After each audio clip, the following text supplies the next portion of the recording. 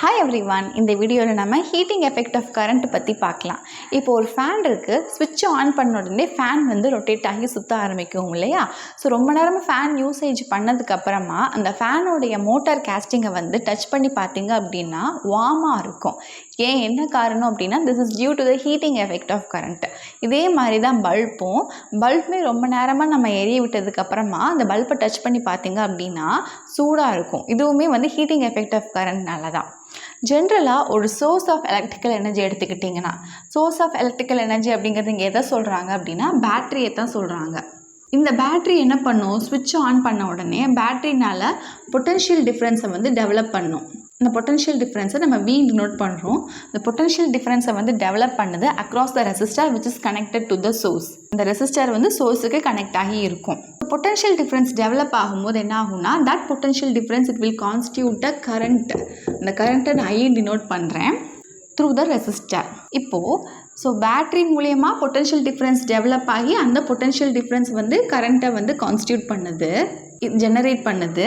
அப்போது அந்த கண்டினியூஸாக நம்ம கரண்ட் வேணும் அப்படின்னா, அந்த கரண்ட் வந்து பாஸ் ஆகிக்கிட்டே இருக்கணும் அப்படின்னா, ஃப்ளோ ஆகிட்டே இருக்கணும் அப்படின்னா அந்த சோர்ஸான பேட்ரி இருக்கு இல்லையா, அது வந்து கண்டினியூஸாக எனர்ஜி அப்படிங்கிறத வந்து ஸ்பெண்ட் பண்ணிக்கிட்டே இருக்கணும். அந்த எனர்ஜி மூலயமா தான் கரண்ட் வந்து ஃப்ளோ ஆகும். ஸோ அந்த சோர்ஸ் வந்து கண்டினியூஸாக எனர்ஜியை வந்து ஸ்பெண்ட் பண்ணும் இல்லையா, அப்போ அதில் ஒரு சில எனர்ஜி மட்டும், பார்ட் ஆஃப் எனர்ஜி மட்டும் யூஸ்ஃபுல் ஒர்க்காக வந்து மாறுது அண்ட் மற்ற ரெஸ்ட்டு வந்து converted into the heat energy. இப்போ நமக்கு ஃபேன் ஓடணும்னா ஸ்விட்ச் ஆன் பண்ணுறோம். ஸோ அந்த எனர்ஜி பார்த்திங்க அப்படின்னா ஃபேனை ரொட்டேட் பண்ணவும் வைக்கிது. அதே சமயம் அந்த ஃபேன் வந்து ரொம்ப நேரம் சுற்றினதுக்கப்புறமா ஹீட் எனர்ஜி அப்படிங்கிறது ஒன்று ப்ரொடியூஸ் ஆகுது இல்லையா, அதை தான் இங்கே சொல்கிறாங்க. ஸோ ஒரு கரண்ட் வந்து ஒரு இதில் பாசேஜ் ஆகுது அப்படின்னா, எலக்ட்ரிக் கரண்ட் பாசேஜ் ஆகும்போது through the wire there will be here production of the heat. கண்டிப்பாக ஹீட் வந்து ப்ரொடியூஸ் ஆகும். ஸோ கரண்ட்டை வந்து எங்கெல்லாம் பாஸ் ஆகுதோ அங்கெல்லாம் பார்த்திங்க அப்படின்னா ஹீட் அப்படிங்கிறது ஒன்று கண்டிப்பாக ப்ரொடியூஸ் ஆகி இருக்கும். அந்த ஃபினாமினாவை தான் நம்ம ஹீட்டிங் எஃபெக்ட் ஆஃப் கரண்ட் அப்படின்னு சொல்கிறோம். அண்ட் இந்த ஹீட்டிங் எஃபெக்ட் ஆஃப் கரண்ட் அப்படிங்கிறது எந்தெந்த டிவைசஸ்லாம் யூஸ்டாக இருக்குது அப்படின்னா this phenomena is used in device like the electric heater, electric iron etcetera. Next Joule's law of heating பற்றி பார்க்கலாம். கன்சிடர் ஒரு ரெசிஸ்டர் வந்து இருக்குது. அந்த ரெசிஸ்டருக்குன்னு ஒரு ரெசிஸ்டன்ஸ் வந்து இருக்கும். அதை நம்ம Rன்னு வந்து எடுத்துக்கிறோம். இப்போது ஒரு எலக்ட்ரிக்கல் சர்க்யூட்டில் ஸ்விட்சை நம்ம ஆன் பண்ணிட்டோம் அப்படின்னா பேட்ரி மூலயமா பொட்டென்ஷியல் டிஃப்ரென்ஸ் வந்து டெவலப் ஆகும் across the ends of the resistor. அந்த பொட்டென்ஷியல் டிஃப்ரென்ஸை we take it as V. Potential difference develop ஆனதுக்கப்புறமா it will constitute a current. அந்த கரண்ட் நம்ம ஐன்னு எடுத்துக்கிறோம். ஸோ இந்த கரண்ட் ஐ அப்படிங்கிறது இந்த ரெசிஸ்டர் வழியாக வந்து ஃப்ளோ ஆகிட்டுருக்கும். அண்ட் ஆல்சோ சார்ஜுமே வந்து இந்த ரெசிஸ்டர் வழியாக வந்து ஃப்ளோ ஆகுது. அந்த சார்ஜை நம்ம Qன்னு எடுத்துக்கிறோம். அண்ட் இது நடக்கிறதுக்கு ஒரு டைம் இன்டர்வல் வந்து தேவைப்படும். அந்த டைம் இன்டர்வலை நம்ம வந்து Tன்னு எடுத்துக்கிறோம். ஓகே. அண்ட் இப்போ இங்கே வந்து பொட்டென்ஷியல் டிஃப்ரென்ஸ்னு அப்படின்னு பார்த்துருந்தோம் இல்லையா, இந்த யூனிட்டோட தொடக்கத்தில் எலக்ட்ரிக் பொட்டென்ஷியல் டிஃப்ரென்ஸ் அப்படின்னு ஒரு கான்செப்ட் பார்த்துருந்தோம். எலக்ட்ரிக் பொட்டென்ஷியல் டிஃப்ரென்ஸ் அப்படிங்கிறது என்னென்னா கன்சிடர் 2 பாயிண்ட்ஸ் வந்து இருக்குது. பொட்டென்ஷியல் டிஃப்ரென்ஸ்னாலே வந்து 2 பாயிண்ட் ஒரு ஞாபகம் வச்சுக்கோங்க. டிஃப்ரென்ஸ்னால என்ன அர்த்தம், சப்ராக்ஷன், ஏதோ ஒரு 2 நம்பரை சப்ராக்ட் பண்ணுறது.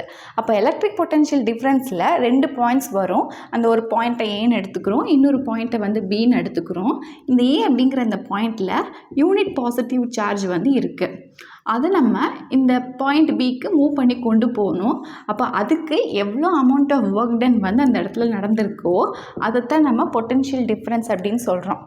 ஒரு அமௌண்ட் ஆஃப் ஒர்க் டன் வந்து நடக்கணும் அகெயின்ஸ்ட் த எலக்ட்ரிக் ஃபோர்ஸ் நடந்தால் மட்டும்தான் அந்த யூனிட் பாசிட்டிவ் சார்ஜை இந்த பாயிண்ட் ஏலேருந்து இந்த பாயிண்ட் பிக்கு மூவ் பண்ண முடியும். அதைத்தான் நம்ம பொட்டென்ஷியல் டிஃப்ரென்ஸ்னு சொல்கிறோம். ஓகேவா? So potential difference V is equal to work done W by charge Q அப்படின்ட்டு பார்த்துருந்தோம். எலக்ட்ரிக் பொட்டென்ஷியல் டிஃப்ரென்ஸோட டெஃபினிஷனில் பார்த்துருந்தோம். அதோடைய ஃபார்முலா வந்து இது. இப்போ இங்கே பார்த்தீங்க அப்படின்னா ஒர்க் டன் அப்படின்னு எழுதும் போது ஸோ ஒர்க் டன் W தானே. So W is equal to இந்த Q எந்த சைட் கொண்டு வந்தீங்கன்னா V இன்ட்டு Q அப்படின்ட்டு வந்துடும். ஸோ அந்த ஃபார்முலாவை அப்படியே இங்கே வந்து எழுதி கொண்டு வராங்க. So work done W is equal to V into Q. So work done ஒரு ஒர்க் வந்து டன் ஆயிருக்கு. இன் மூவிங் த சார்ஜை வந்து மூவ் பண்ணுறாங்க. இங்கே எங்கே மூவ் பண்ணுறாங்கன்னா இந்த ரெசிஸ்டரில் வந்து மூவ் பண்ணுறாங்க. ரெசிஸ்டரோட இந்த எண்ட்லேருந்து இந்த எண்டுக்கு வந்து மூவ் பண்ணுறாங்க across the ends of the resistor. அந்த ரெசிஸ்டருக்குன்னு ஒரு பொட்டென்ஷியல் டிஃப்ரென்ஸ் அந்த இடத்துல இருந்திருக்கு. Potential difference V is VQ. நம்ம ஆல்ரெடி என்ன பார்த்துருந்தோம் அப்படின்னா, ஒரு பேட்ரி அப்படிங்கிற அந்த சோர்ஸ் ஆஃப் எலக்ட்ரிக்கல் எனர்ஜி இருக்கு இல்லையா, அது வந்து ஒரு எனர்ஜியை ஸ்பெண்ட் பண்ணால் மட்டும்தான் கரண்ட் வந்து ஃப்ளோ ஆகிட்டே இருக்கும். ஸோ அதில் அந்த எனர்ஜி வந்து ஸ்பெண்ட் பண்ணது இல்லையா, இப்போ இவ்வளோ எனர்ஜி இருக்குது அப்படின்னா அதில் பார்ட் ஆஃப் எனர்ஜி வந்து ஒர்க் டன்னுக்கு வந்து யூஸ்ஃபுல்லாக இருக்குது. இன்னொரு பார்ட் பார்த்திங்கன்னா ரெஸ்ட்டு வந்து ஹீட்டாக வந்து ப்ரொடியூஸ் ஆகுது அப்படின்னு பார்த்துருந்தோம். இப்போது இங்கே வந்து ஒர்க் டன்னுக்கான ஃபார்முலா என்னது, விக்யூ. அந்த எனர்ஜி வந்து இப்போ ஒர்க் டன்னுக்கு யூஸ்ஃபுல்லாக இருக்குது. இன்னொரு பார்ட் ஆஃப் எனர்ஜி வந்து ஹீட் ப்ரொடியூஸ் ஆச்சுன்னு சொன்னேன் இல்லையா, இந்த ஹீட் ப்ரொடியூஸுக்குமே சேம் ஃபார்முலா தான் விக்யூ தான். The energy which is spend by the சோர்ஸ்னால் பேட்டரி ஸ்பெண்ட் பண்ணக்கூடிய energy get dissipated in the resistor as a heat. அந்த ஹீட் ப்ரொடியூஸ்டை நம்ம வந்து heat H is equal to விக்யூன்னு எடுத்துக்கணும். So W is equal to H is equal to VQ. டபிள்யூக்கு என்ன வேல்யூ வருதோ அதுதான் வந்து ஹீட்டுக்கும் வருது. ரெண்டுக்குமே வந்து ஃபார்முலா சேம் தான், ரெண்டுக்குமே வந்து வேல்யூவும் சேம் தான். ஓகே, இப்படி இது நம்ம எழுதினதுக்கப்புறமா நீங்கள் எலக்ட்ரிக் கரண்ட்டோட டெஃபினிஷனில் வந்து பார்த்துருப்பீங்க. எலக்ட்ரிக் கரண்ட் அப்படிங்கிறது என்னென்னா, it is the amount of charge flow in a conductor. அதாவது ஒரு கண்டக்டர் வந்து இருக்குது. கண்டக்டர் அப்படின்னா ஒரு material which is conducting the electricity which is allowing the electric current to pass through it. இப்போ ஒரு மெட்டீரியல் வழியாக எலக்ட்ரிக் கரண்ட் போகும்போது அதில் ஏதோ ஒரு கிராஸ் செக்ஷன் வழியாக இவ்வளோ அமௌண்ட் ஆஃப் சார்ஜ் வந்து பாஸ் ஆகிக்கிட்டு இருக்கும் ஒரு யூனிட் டைம் டீயில். அதுதான் வந்து electric current. So electric current I is equal to Q/T அப்படின்னு பார்த்துருந்தோம். இப்போது இந்த இடத்துல பார்த்திங்கன்னா Q வந்து இருக்குது. இப்போ Qக்கு பதிலாக நம்ம இதை வந்து சப்ஸ்டியூட் பண்ண போகிறோம். அதாவது இந்த Q வேணும் அப்படின்னா இந்த T இந்த சைட் கொண்டு போயிட்டோம்னா Q is equal to I into 2E அப்படின்ட்டு வரும். அதை வந்து இந்த இடத்துல வந்து போடுறோம், இந்த Qக்கு பதிலாக போடுறோம். அண்ட் Vக்கு பதிலாக என்ன போட போகிறோம் அப்படின்னா, ஹோம்ஸ்லால் V is equal to IR அப்படின்னு பார்த்துருந்தோம். ஸோ அந்த V is equal to IR இருக்குல்லையே, அது தூக்கி இந்த V இடத்துல போட்டு Vக்கு பதில் IRன்னு போடுறோம். இப்போ H is equal to IR into ITன்னு இருக்கும். ஸோ I into I வந்து I ஸ்கொயர்னு வரும். ஸோ RT அப்படியே வந்துடும். அதை நம்ம H is equal to I square RT அப்படின்னு போடுறோம். இதைத்தான் நம்ம ஜூல்ஸ் லா ஆஃப் ஹீட்டிங்னு அது சொல்கிறோம். ஸோ ஜூல்ஸ் லா ஆஃப் ஹீட்டிங்கோட ஃபார்முலா என்னென்னு கேட்டாங்கன்னா H is equal to I square RT. Next ஜூல்ஸில் வந்து என்ன ஸ்டேட் பண்ணுது அப்படின்னா, ஒரு ரெசிஸ்டர் இருக்குது. அந்த ரெசிஸ்டரில் வந்து ஹீட் வந்து ப்ரொடியூஸ் ஆகும்போது that heat will be directly proportional to the square of the current passing through the resistor. அதாவது இந்த ரெசிஸ்டரில் கரண்ட் வந்து பாஸ் ஆகுது நமக்கு ஆல்ரெடி தெரியும். அந்த கரண்ட்டோடைய ஸ்கொயருக்கு வந்து இந்த ஹீட் டைரக்ட்லி ப்ரொபோர்ஷனலாக இருக்கும். அண்ட் இந்த ரெசிஸ்டருக்குன்னு ஒரு ரெசிஸ்டன்ஸ் R இருக்குன்னு தெரியும். அந்த ரெசிஸ்டன்ஸுக்குமே இந்த ஹீட் வந்து டைரக்ட்லி ப்ரொபோர்ஷனலாக தான் இருக்குது.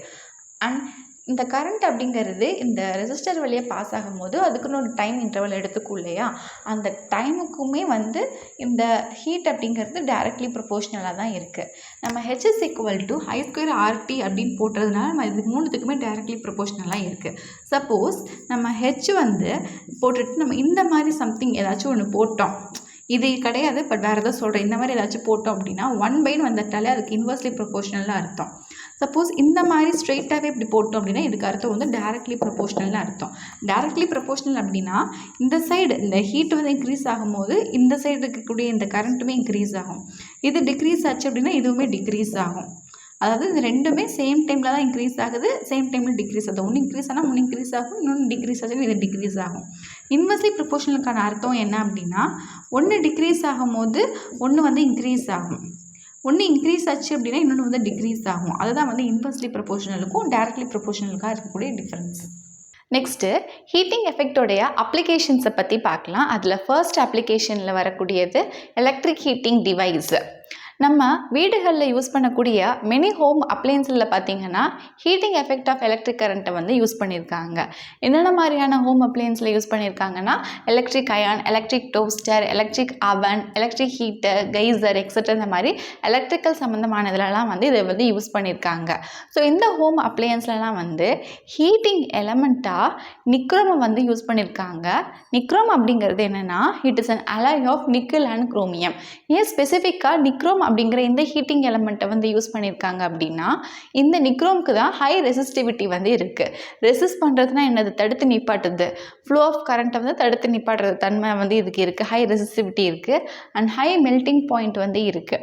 எவ்வளோ தான் ஹீட் கொடுத்தாலும் அது மெல்ட் ஆகாது, அதுக்கு வந்து ஹை மெல்ட்டிங் பாயிண்ட் வந்து இருக்குது. அண்ட் ஈஸியாகவும் ஆக்சிடைஸ் ஆகாது. அதனால தான் வந்து நிறையா ஹோம் அப்ளையன்ஸில் நிக்ரோம் அப்படிங்கிற இந்த ஹீட்டிங் எலமெண்ட்டை வந்து யூஸ் பண்ணியிருக்காங்க. அடுத்த செகண்ட் அப்ளிகேஷன் பார்த்தோன்னா ஃபியூஸ் ஃபயர். ஒரு எலக்ட்ரிக் சர்க்யூட்டில் ஃபியூஸ் ஃபயர் வந்து சீரீஸாக வந்து கனெக்ஷன் கொடுத்து வச்சுருக்காங்க. அப்போது அந்த எலக்ட்ரிக் சர்க்யூட் வழியாக லார்ஜ் கரண்ட் ஃப்ளோ ஆகும்போது என்ன ஆகும்னா இந்த ஃபியூஸ் ஃபயர் வந்து மெல்ட் ஆயிரும். ஏன் இந்த ஃபியூஸ் ஃபயர் வந்து மெல்ட் ஆகுதுன்னா ஜூல்ஸ் ஹீட்டிங் எஃபெக்ட்னால வந்து இது மெல்ட் ஆகுது. அப்படி ஃபியூஸ் ஃபயர் மெல்ட் ஆகும்போது அந்த சர்க்யூட் வந்து டிஸ்கனெக்ட் ஆகிரும். ஸோ சர்க்யூட் டிஸ்கனெக்ட் ஆகுறதுனால அந்த எலக்ட்ரிக் சர்க்யூட்டும் சரி அதோட கனெக்ஷனில் இருக்கக்கூடிய அதர் எலக்ட்ரிக் அப்ளையன்ஸ்லாம் வந்து டேமேஜ்லேருந்து சேவ் ஆகிடும்.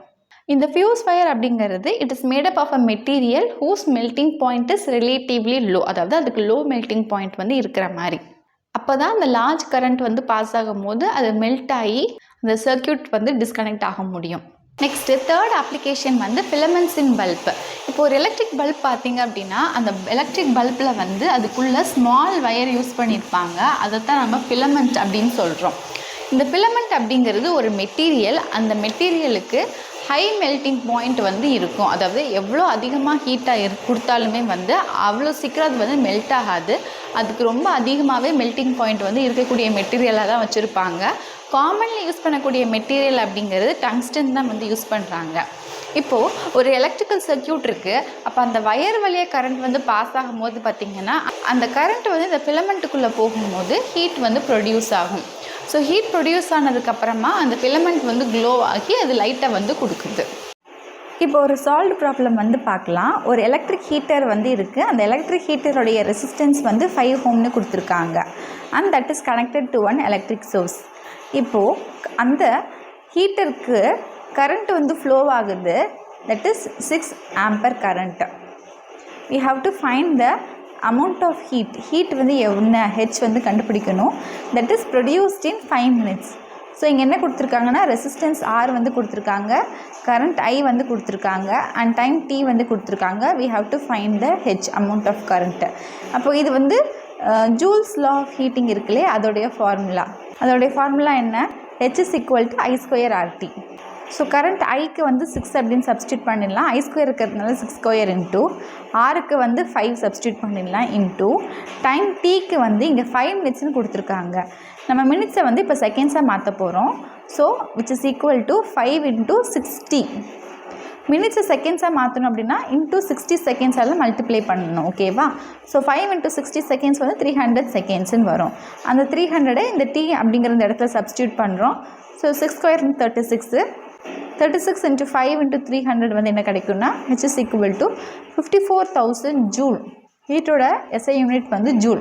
ஓகே, அவ்வளோதான் இந்த வீடியோவில் நம்ம heating effect of current, joules law of heating and application of heating effect பற்றி பார்த்துருக்கோம். ஐ ஹோப் இன்றைக்கி பார்த்து இந்த கான்செப்ட் உங்களுக்கு கிளியராக அண்டர்ஸ்டுட் ஆயிருக்கும்னு நினைக்கிறேன். If you have any doubt regarding this please do comment, let me know in the comment section. If you like this video thumbs up, share among your friends circle. இந்த video நிறைய பேருக்கு ஹெல்ப்ஃபுல்லாக இருக்கட்டும். இந்த யூனிட்டில் நான் போஸ்ட் பண்ணக்கூடிய other videos எல்லாமே வந்து கீழே டிஸ்கிரிப்ஷனில் கொடுத்துருக்கேன். Can go there and check it. இந்த இயர் நான் கிளாஸ் 10 வந்து போஸ்ட் பண்ணிக்கிட்டே வரேன். அண்ட் இதுக்கு முன்னாடி ப்ரீவியஸாக போட்ட வீடியோஸ் எல்லாமே என்னோட சேனல் பிளேலிஸ்ட்டில் வந்து இருக்கும்.